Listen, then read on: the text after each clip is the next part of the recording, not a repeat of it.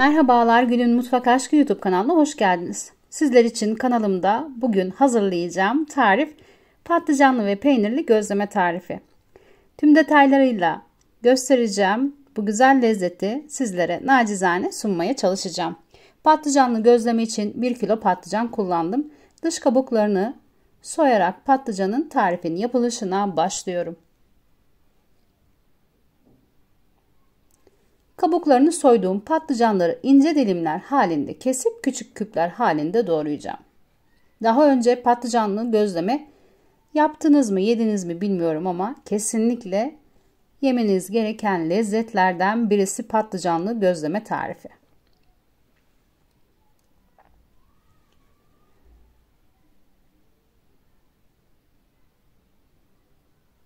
Tüm patlıcanı doğradıktan sonra üzerine yarım yemek kaşığı tuz ilavesi yapıp tuzu her tarafına gelecek şekilde karıştırıyorum. Diğer malzemeleri doğrayana dek patlıcan tuz içerisinde bekleyecek. İç harç için 2 tane büyük boy kuru soğan, 4 tane büyüklü küçüklü yeşil biber ve 3 diş sarımsak kullandım. Soğanları doğradıktan sonra yeşil biberleri de doğruyorum. Ve 3 diş sarımsağı da doğrayıp tencere içerisine alıyorum. Tüm malzemeleri çiğden üst üste ekleyip hepsini bir arada pişireceğim.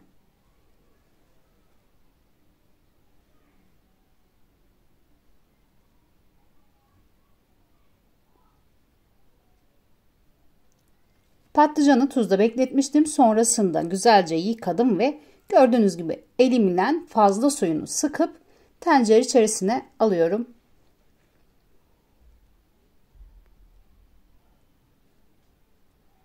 Pişerken suyunu çok fazla salmasın diye içerisine 1 çay bardağı sıvı yağ ekledikten sonra ocağa aldım patlıcanlı karışımı.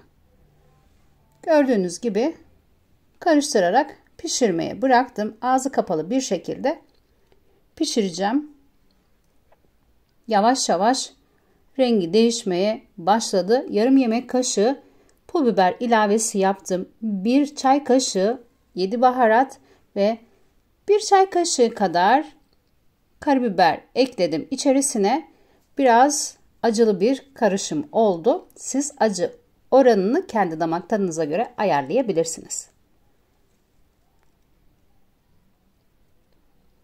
İçerisine 1 çay kaşığı tuz ilavesi, 1 yemek kaşığı domatesle biber salçası karışık ilave ettim. Bu aşamada domates eklemedim. Domates eklediğiniz zaman çok fazla sulanıyor. Hamur içerisine alacağım için domates eklemeye gerek yok. Salça yeterlidir. Altını kapattım. Soğumak üzere kenara aldım. Hamur için 1 kilo un yoğuracağım. İçerisine 1 kilo unun 1 yemek kaşığı tuz ilavesi yaptım ve suyunu ekledim. İçerisine kullandığım su miktarı 5 su bardağı.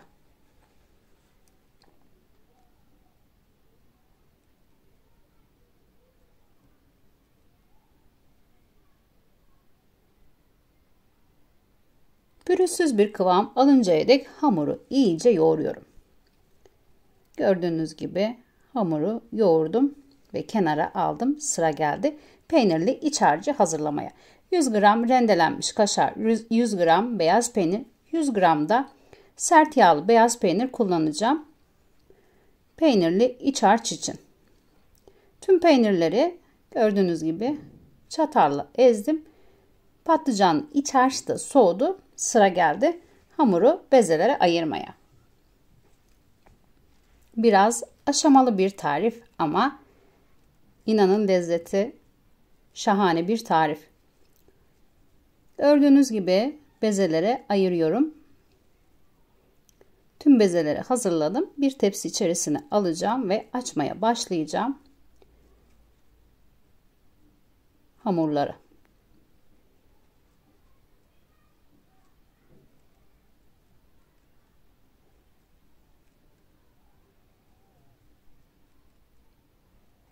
Hamur açmak biraz uzun sürdüğünden biraz uzun oldu videoda.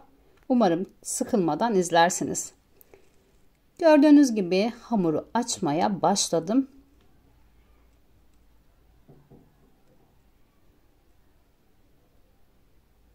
İlk hamuru açıp içerisine patlıcanlı iç harçtan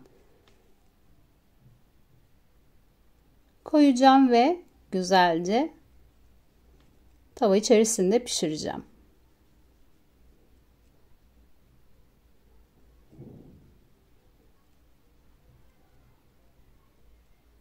İlk hamuru gördüğünüz gibi açtım ve içerisine kaşıkla hazırladığım ve soğuttuğum patlıcanlı iç harçtan her tarafına gelecek şekilde gördüğünüz gibi kaşığın arkasıyla sürüyorum.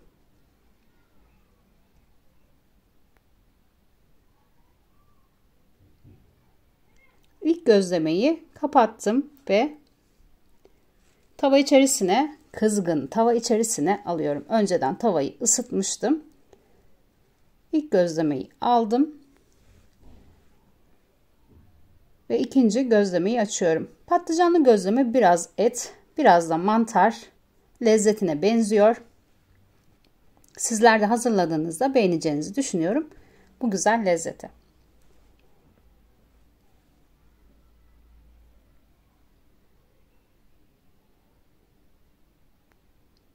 Gördüğünüz gibi pişen tarafı çevirdim ve açıp gözlemeyi hazırlamaya devam ediyorum.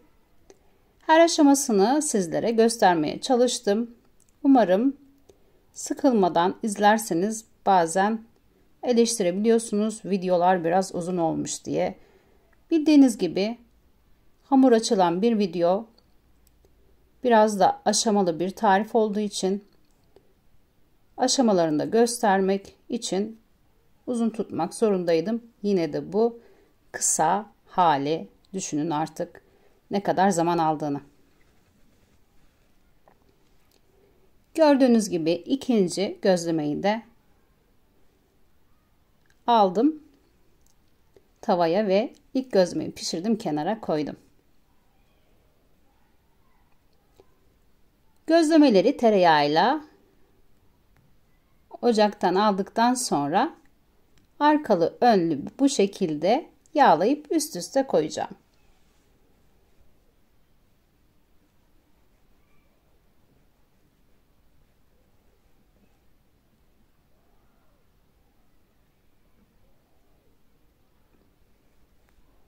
Tüm gözlemeleri aynı şekilde açıp tava içerisine alıyorum. Pişirme kısmı çok uzun sürmüyor. Biraz açma kısmı oyalıyor. O yüzden açma kısmını çok uzun tutmadım. Patlıcanlı gözlemeleri hazırladım. Sıra geldi peynirli gözlemeleri hazırlamaya. Sizlere göstermek istedim. Peynirli gözlemeyi de nasıl hazırladığımı. 100 gram rendelenmiş kaşar, 100 gram beyaz peynir, 100 gram da sert yağlı beyaz peynir karıştırarak hazırladığım iç harcı açtığım hamur içerisine aldım ve kenar kısımlarını sıkıca bastırarak kapattım. Hamurları açıp kızgın tava içerisine alacağım. Hazırladıktan sonra gözlemeleri. Tavanızın boyutuna göre hamurunuzu ayarlayabilirsiniz. Benim tavam büyük bir tavaydı. 34 santimlik. Bezeleri ona göre ayarladım. Normal teflon bir tavada ya da başka bir granit tavada hazırlayabilirsiniz. Gördüğünüz gibi peynirli gözlemeler de tavaya alınıyor.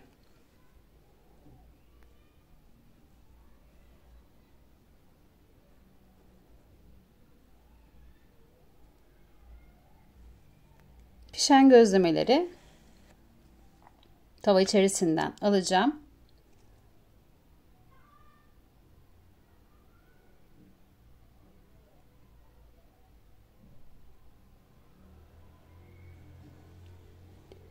Herkesin kolaylıkla yapabileceğini düşündüğüm bu güzel lezzeti sizlere sunmaya çalıştım. Umarım sizler de hazırlar, sevdiklerinizi sunarsınız. Şimdiden hazırlayacaklara afiyet olsun. Kanalıma abone olmayı ve beğeni yapmayı unutmayın lütfen. O güzel yorumlarınızı videomun altına bekliyorum. Sizlerin görüşleri benim için çok değerli. Tarifin malzemelerini, iç harcını, neyi ne kadar kullandığımı da açıklama kısmında belirteceğim. Oradan da takip edebilirsiniz. Başka bir tarifte görüşmek üzere.